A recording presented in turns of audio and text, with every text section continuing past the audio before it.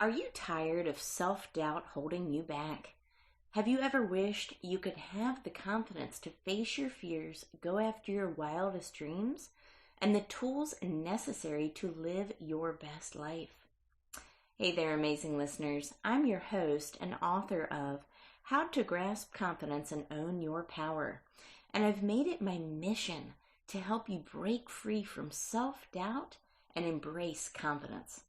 Subscribe now and join us as we unlock the secrets to unshakable self-assurance. Let's dive in.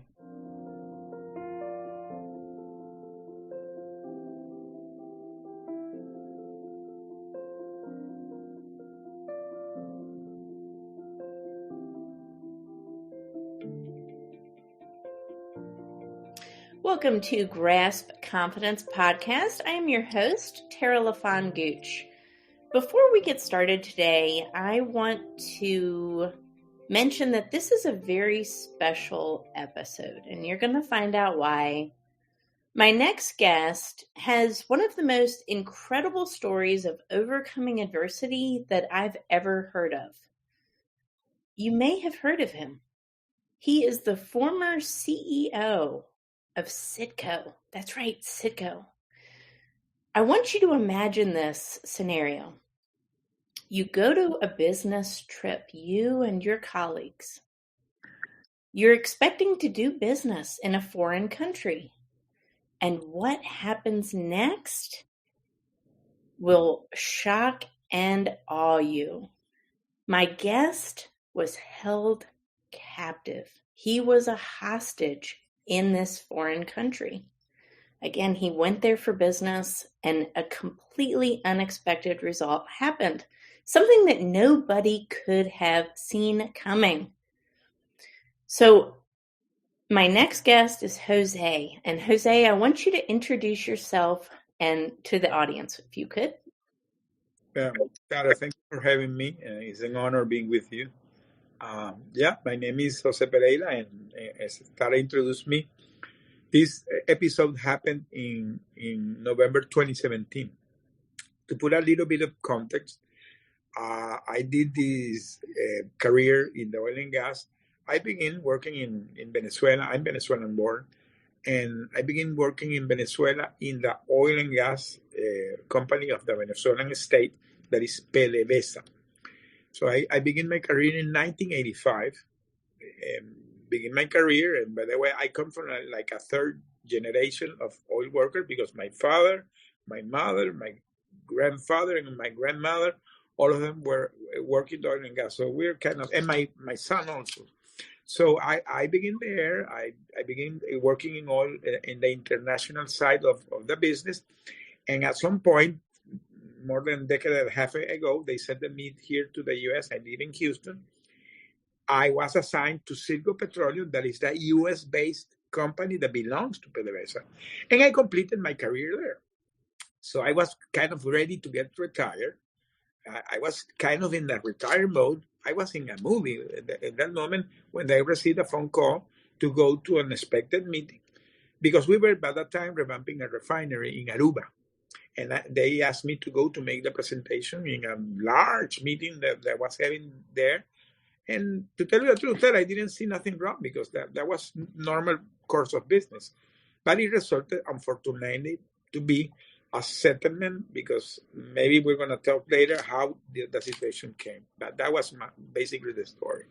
And again, it's, we don't expect things to happen to us when we go on vacation. We don't expect anything to happen to us when we go on a business trip. And we can never be prepared for something like this. The interesting thing is, it wasn't just you involved in this, José. It was also, now you guys were called the CITGO 6. So there were other people involved in this as well from your company. What happened to, how did this all come about, and who were these other members that were also held captive in Venezuela? Yeah, because I was called, as I said, to go to the business trip, and they asked to go the top executives that I have that were involved in this project, because all this team was working in this revamping. So I was the president, and the other five guys were the vice presidents one was the vice president of the refinery, the other was the vice president of institutional relations, the other was the trading, oil and gas trading, the other was the general affairs. So there were all the guys that were involved. We traveled because, again, it was a big presentation. Tara was a 1,000 people presentation. There was all the affiliates of PDVSA worldwide.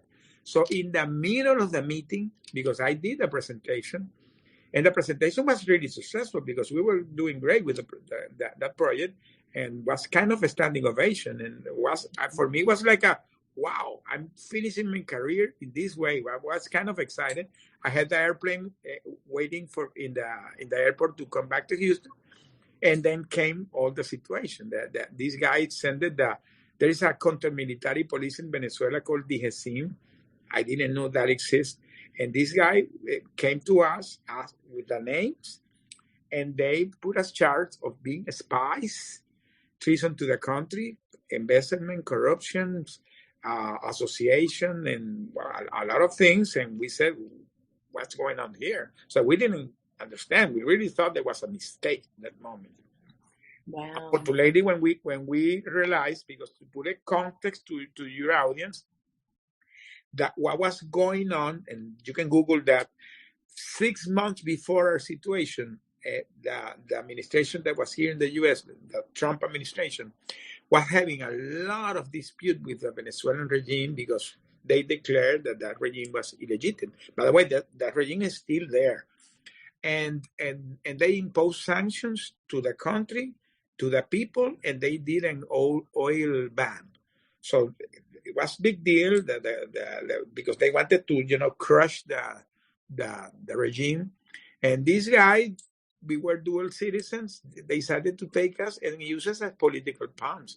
So we became the high political pawns of all these geopolitical things going to the two countries. And you never expect to get to that situation. Today, that I'm very aware, because I talk about this, I met other families that unfortunately are going through situations similar like this in other countries. This is something called the hostage diplomacy. It's a very, very sophisticated way to do diplomacy. The father of this are the Iranians. They come doing this 3,000 years ago when there was the Persian Empire. They always took people hostage to negotiate. So they that technique, they refined it, and now they use like a kind of way to do diplomacy. So today, many countries have replied that technique, like Russia is doing it, China is doing it, Afghanistan, Syria, Cuba, and Venezuela. So all these countries that have similar regimes, they have been doing replicas. Because I met several of the former hostages here in the U.S. and many of the family. And when you talk with them, all the situations are so similar. And you were talking about going to a business trip or a family vacation. Well, let me tell you, most of the people, that's the situation. Because the hostage diplomacy, you don't have to be a politician. The only thing is you have to be like a high-profile target. You can be a guy like me, a business guy, or you can be a university professor, or you can be a religious leader, or you can be a human rights advocate, or you can be an environmental specialist. And the people that I mentioned are the guys that have been there. So most of them has been going to conventions, family visits, because some are like me, dual citizen of those countries, doing business or whatever. And then you get caught in the middle of this situation. And the bad news is when you go in this situation, the statistic that is run says they typically you stay around 5 years. Wow. That's what we lasted. I know people that are still there that have more than 10 years. Incredible. Mhm. Again, this is something that we hear about on the news. A lot of people don't have a personal relationship with this. So it's hard for them to put themselves in your shoes. Yeah. And that's how it was for me until I met you, right? Mhm.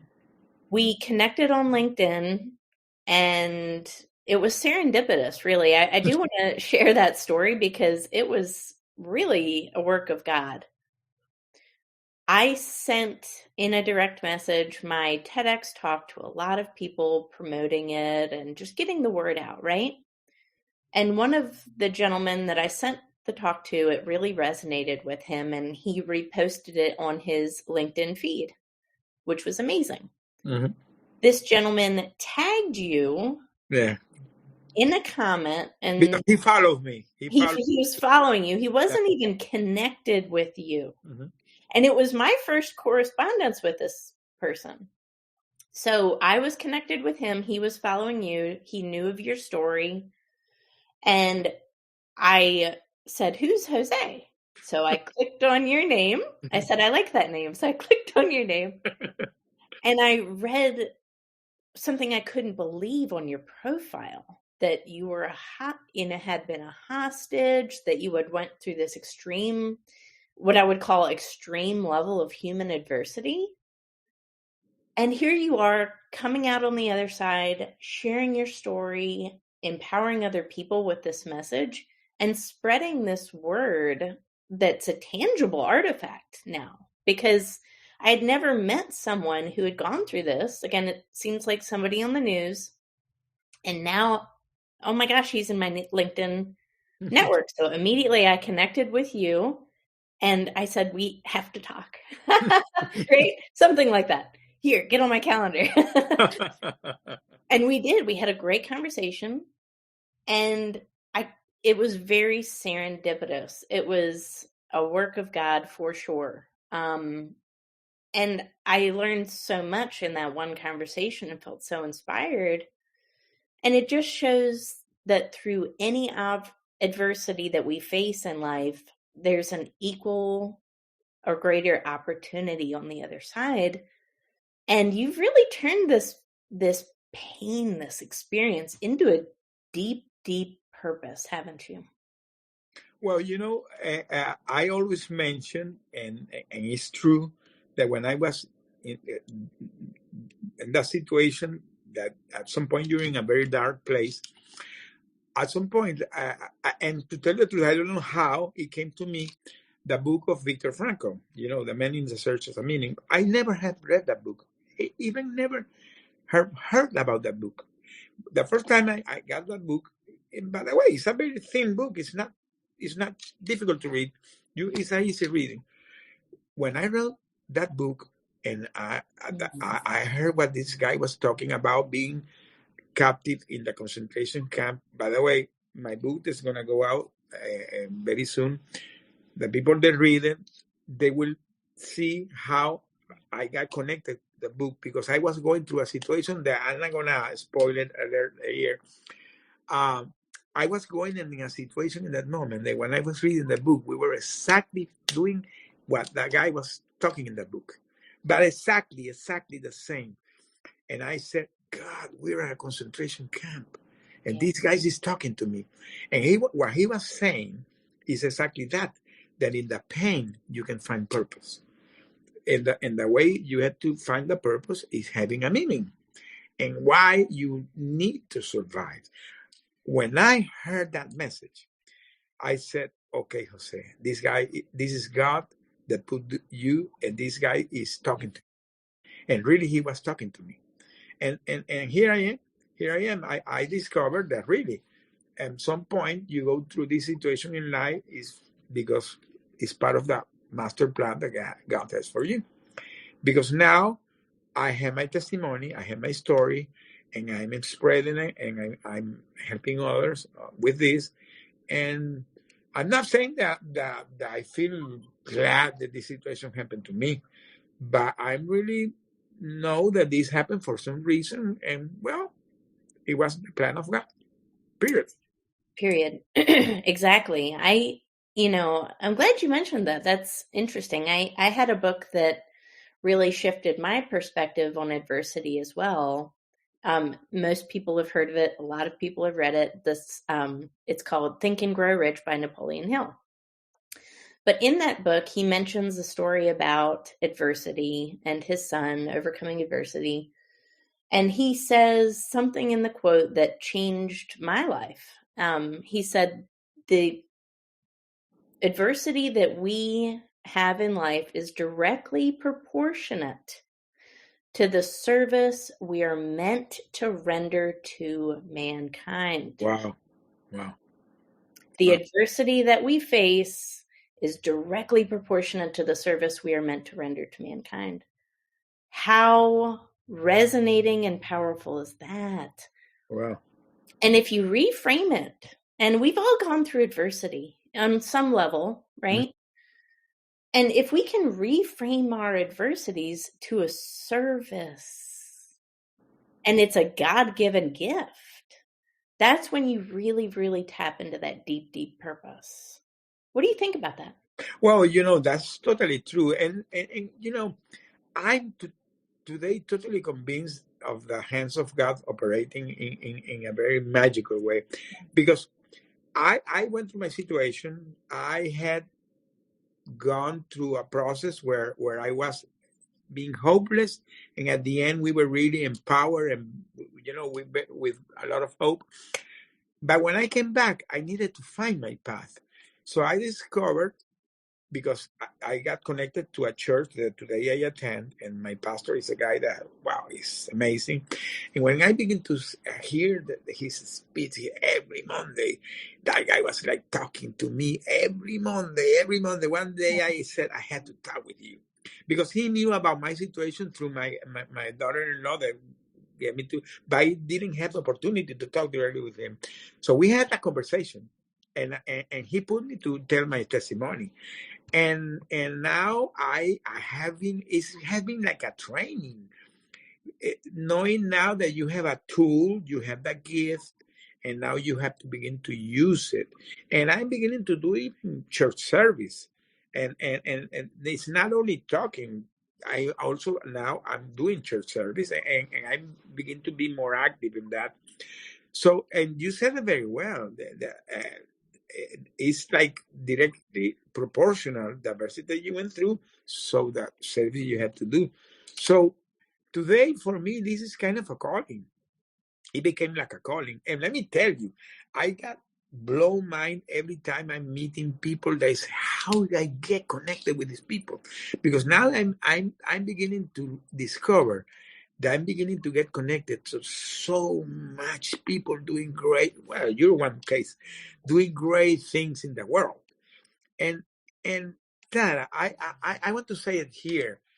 All my life, because I began doing my life career when I was 21 years. So I literally worked all my life in the oil and gas. Oil and gas is a cluster. You're like this. Mm-hmm. So you don't know what's going in the world, because you are so focused in that at some point you lose the sense of what's going on in the life. Let me tell you, I lost friends. I was so workaholic, so I didn't have neither social media, nothing of that, because I was so focused. So when I came back now, and now I'm beginning to discover there is a world outside there. There are wonderful people doing great things in the world. For me, it has been a discovery, a very pleasant discovery. Wow, that's amazing. What a transition, right? Oh, Going from basically very siloed within your industry, not really having an appreciation of what's going on outside of the world, to connecting with individuals across the globe on a deeply personal level. And, the interesting thing is that your story is allowing you to make quantum leaps with the people that you're connecting up with. You mentioned even being able to meet Sting and, famous, influential people. That's just phenomenal, right? And if it wasn't for this story, if it wasn't for this adversity, I don't know, would that happen? Maybe not, right? No, of course not. Probably not. Of course, it will not happen because this story is what made you make that connection. And not only that, that I discovered that this situation I went through, because I was a leader in a company where the way you lead, again, you're in a cluster. Now I can talk with other leaders and say, hey, my friend, you have to be connected. You have to be more personal. You have to be more human oriented. So now I have some tools that by the way, I have, this has been an evolving process for me, discovering things that we did there, and then you can replicate it in your business. So now I can give examples to them, that things that I went through. So I prove that things work, because we went through that and it worked. It worked. So being human, I discovered that being human, simply being human, connects you to everybody. And this has become like a law of attraction, that you begin to attract people that get connected with you. And after having connection, that after I finished it, how I met this person. I don't get it, I think about that all the time. How did I get to meet this person? The way you said, we met. I remember the day we were talking, I was laughing. I said, this is crazy the way we connected. Somebody that doesn't know me, doesn't know her, connected us, and now we're talking here. Come on. Come on, right? It's possible for anybody. But it's that adversity, that brought us together. My TEDx talk was based on overcoming adversity and personal development, which is leadership, self-leadership, and going on to have that become the best version of yourself. Correct. It's a different story than yours, but the magical thing is it's the human story. It doesn't matter if I've had a different background and experience than you or somebody else. When someone hears another authentic human story, it's a real catalyzing agent. It's connective tissue that binds you to that other person, but on a deep level. It's a soul level. Yeah. And there's no transaction there. It's a deep-seated relationship building thing when you can connect on that level of true authenticity, really. Because it's honest, it's authentic, it's what it is. So I always say that I don't have to say nothing. The situation that I went through it, period. It happened. Let me tell you something. When I was in the process finishing my book, it's going to be out maybe in 1 month. I was, in the editing process, and I received a message in Twitter, because I have a Twitter account. Mm-hmm. I have Facebook, Twitter, YouTube, everything. I went everywhere. From zero to be all over the media now. Okay, so I have a Twitter account, and I received a DM of a guy. And he said, hey, Jose, I like what you're doing. I have some information that can be useful for you. And back and forward, of course, for confidentiality, I'm not going to mention the person, but back and forward, after maybe 1 month, we were talking. It resulted that this guy was one of the behind-the-scene negotiators of our case. He was one of the negotiators that he never appeared. He gave me information that, of course, under confidentiality, I cannot disclose it. Mm-hmm. But now I have information that some details behind our case that I was not aware. And you know what I discovered, Tara? That we were supposed to be released in the first 6 months, but something happened that I'm going to mention in my book that never happened, and that put us to stay the 5 years. But you know what I think today? That I needed to go to that process because I needed my testimony. If I had been released in 6 months, I will not be talking today here with you. Wow. So I discovered that. Can you imagine that? So that is a plan of God. He wanted me to go to that situation, period. Yep. So, and it was not because he wanted to hurt me. It was he wanted me to go through the process. So now I'm here talking about this. Yes. So for me, when I discovered that, I said, "Wow, it's amazing the way God operates. It's amazing." It is amazing. I mentioned that in my book as well. Anything require it if we're going to be refined, it requires some resistance. So, a beautiful physical body with muscle tone. Guess what? That required work and resistance training. A sword wasn't always a sword. It was once a blunt metal object. It had to be forged through fire and beaten with hammers. Well, Paul says it in the Bible that you have to be forged with the fire. And that another thing, because for me, this has been so therapeutic. I have a therapist that, by the way, I have it today. I have it every Thursday.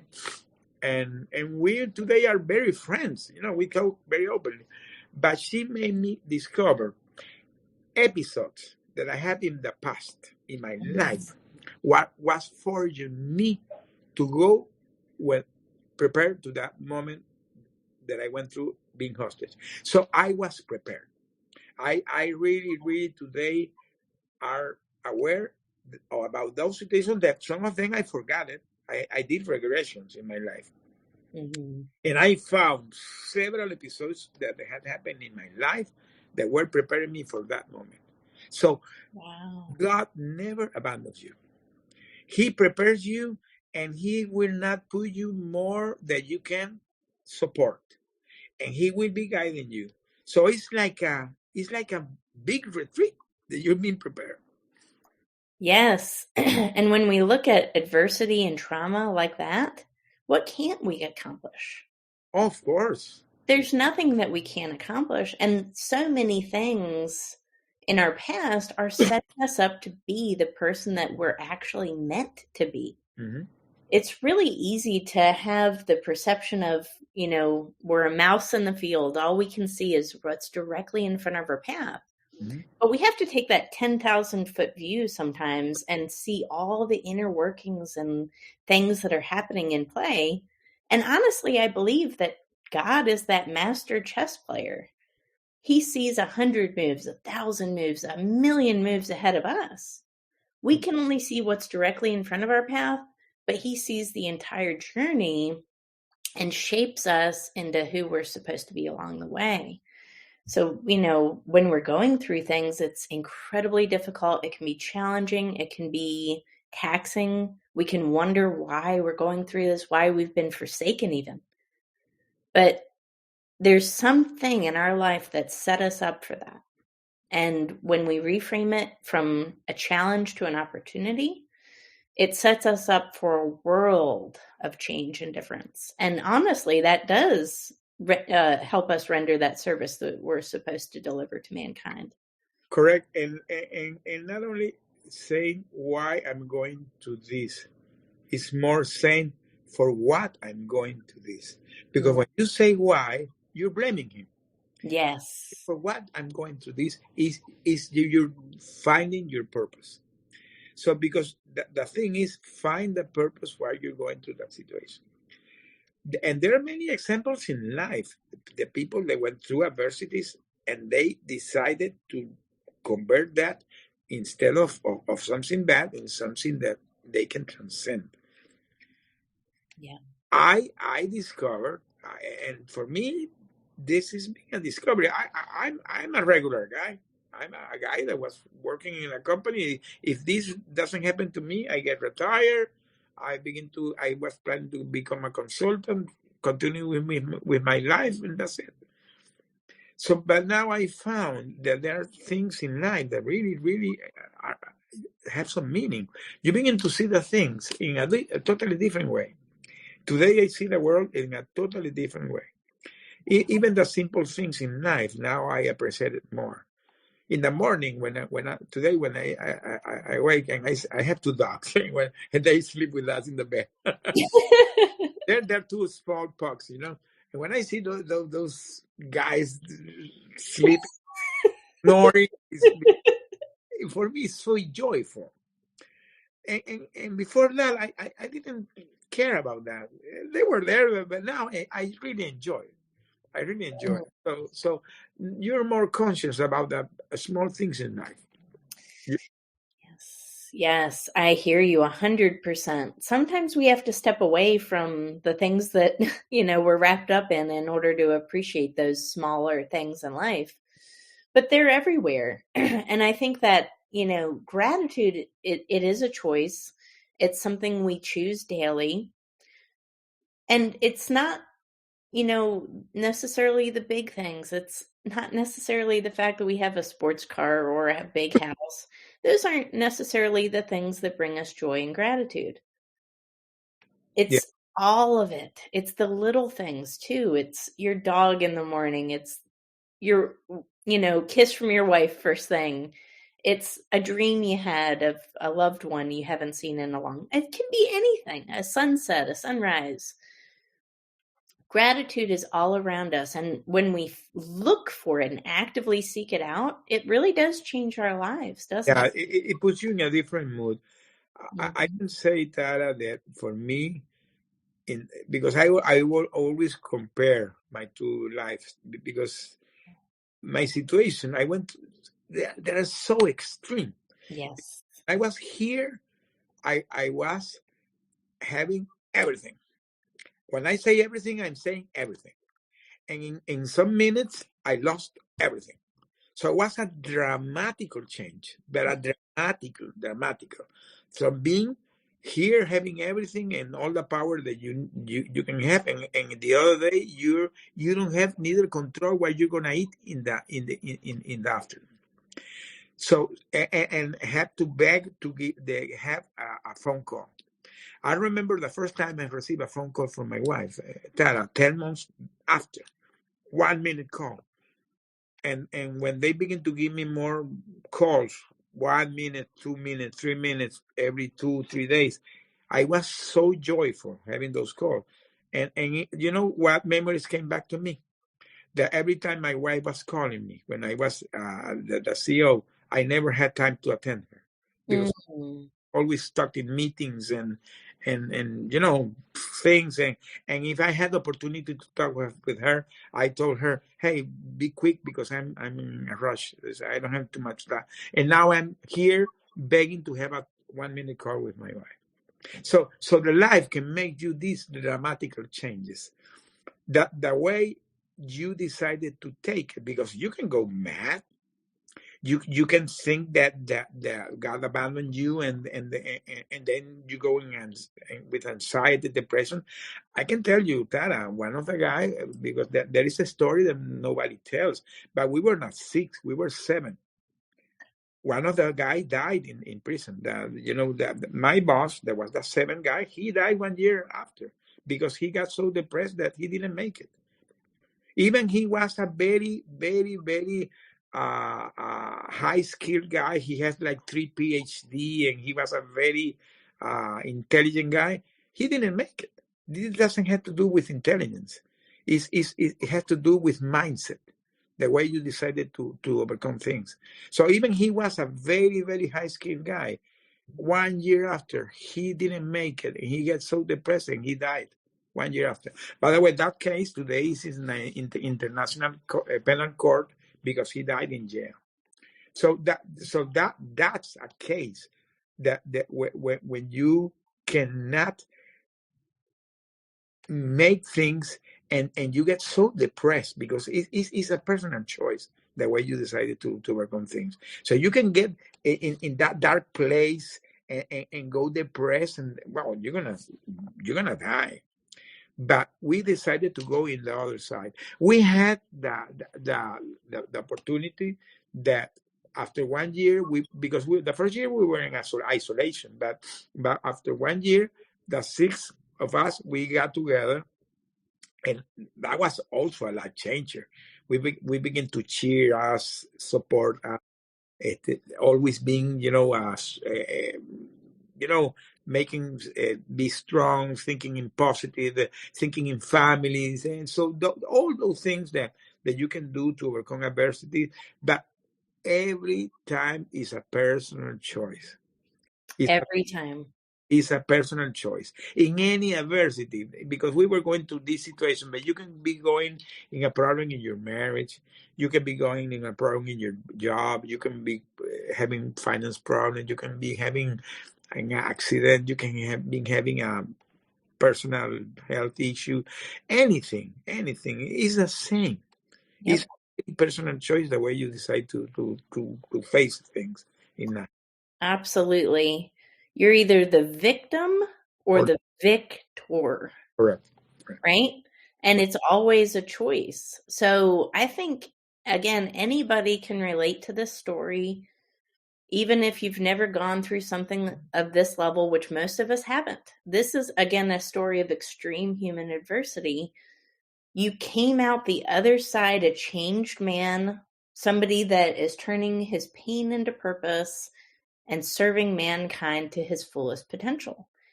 This is what it's all about. So a lot of people are listening to the show right now. They're wondering, do I have a purpose? Mm-hmm. I don't know. Maybe they're entrenched in it right now, Jose. Maybe they're going through that bad thing. Maybe a loved one just died. Maybe they're ill in health. Maybe, right? Mm-hmm. But what can we learn from this? And how can we use it to further a purpose for the collective of mankind? Mm-hmm. I think if we all took that approach and that mindset, what can't we do? Yeah. Definitive adversity always will be there. Yes. It always will appear unexpectedly. The way you decide to face it is your choice. And if you face it in the positive way, you will always find the path. Always find the path. Even in extreme situation that you lost somebody, because sometimes things happen. But if you find your purpose, so it's matter that go and seek inside you, because this is the other thing, that everybody has that inner force. Every that force that is beyond what you can think that you can do. That's why people do things they say, wow, I did this. It's because you have that. And when you discover that you can have that power and you have an insight and you're connected with God and you make that connection, nothing is impossible. Nothing. Even miracles happen. Even miracles. Yes. My friend, wow. So powerful, so uplifting.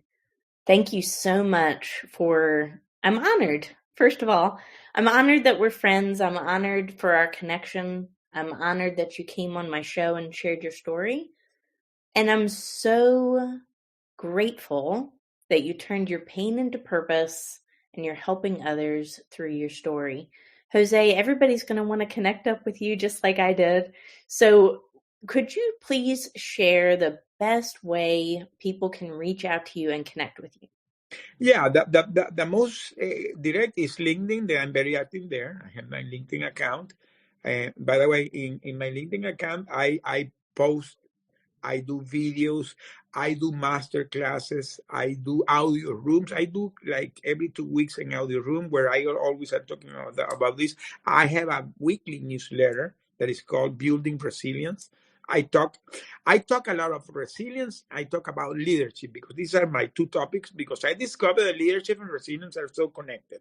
Yes. And I have my webpage. It's called joseconnect.com, where you can see all my stuff there. I have a link where I have all my coaching program that is a leadership and resilience coaching. And I have public speaking too. So anybody that's have events, this is the type of thing that I talk. I talk to inspiring people about overcoming adversity and how they can become great leaders in their life. By the way, I'm going to have tomorrow morning an event that is called. It's going to be in Spanish, because I'm passionate to begin to talk this with the Spanish community. It's going to be called "Cómo ser un gran líder en tu vida." That is how you can be a great leader in your life. Oh, I love that. So that because I discovered that these things that I went through, you can really replicate in your life or in your business. It's a way that is like For some reason, we went through all this process, and now I can go to that process and explain to people that if you go to this process, you can go to the shore. You can be in the middle of a storm, but you can go to the storm. Yeah. I have an episode that I want to mention here because this is the type of magical episode that now are happening in my life, because I did an audio room that was called How You Can Navigate Your Storms. And prior to that, I have done a newsletter that was called How You Can Navigate Your Storms.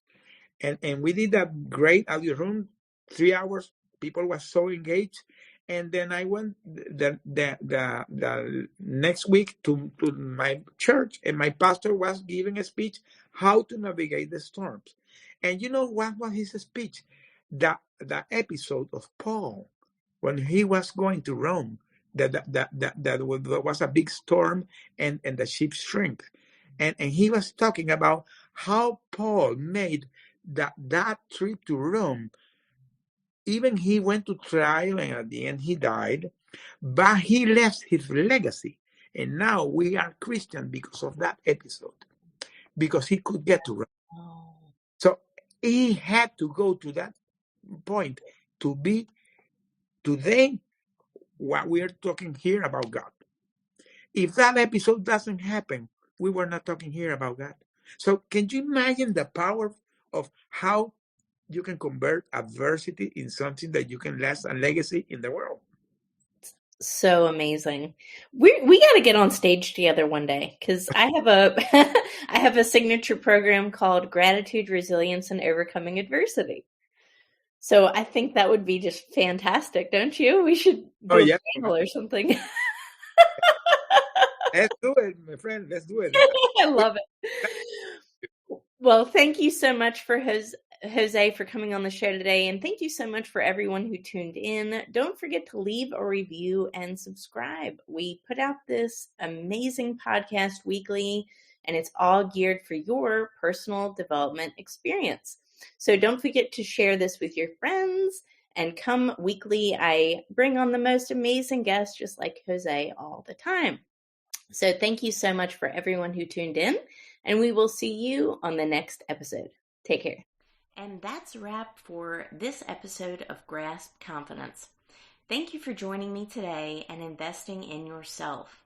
Remember, building confidence is an ongoing journey, and each step you take brings you closer to the empowered, fearless version of yourself that you were born to be. Don't forget to visit my website, follow me on social media, and purchase my book, which is available on Amazon. Thank you for listening. We will see you on the next episode. Stay confident.